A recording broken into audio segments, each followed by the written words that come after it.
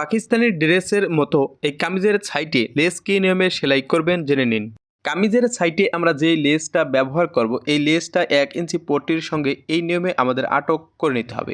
এবার আমাদের কামিজের সাইডটা সেলাই করে নেওয়ার পর এই সাইডে এই লেসটা এই নিয়মে বসিয়ে নিতে হবে। এবার কামিজের কাপড়ের সাইডের সেলাই অনুযায়ী আমাদের এক সমান করে একটি সেলাই দিয়ে নিতে হবে। পুরো সাইডটা সেলাই করে নেওয়ার পর মেশিন থেকে কাপড়টা নামিয়ে নিতে হবে। পট্টিটা ভিতরের দিকে এভাবে গুজিয়ে দিয়ে অপর সাইডটা এই নিয়মে ভেঙে নিতে হবে। এই নিয়মে ভেঙে নেওয়ার পর আবার নিচের ঘেরের দিকে সেলাই শুরু করতে হবে। তো শুরু থেকে শেষ পর্যন্ত এক সমান সেলাইটা নিয়ে যেতে হবে। এরপর আবার পট্টিটা এভাবে ভিতরের দিকে গুজিয়ে দিয়ে অপর সাইডে সেলাই দিয়ে নিতে হবে। আবারও অপর সাইডে এসে সেলাইটা শেষ করে দিতে হবে।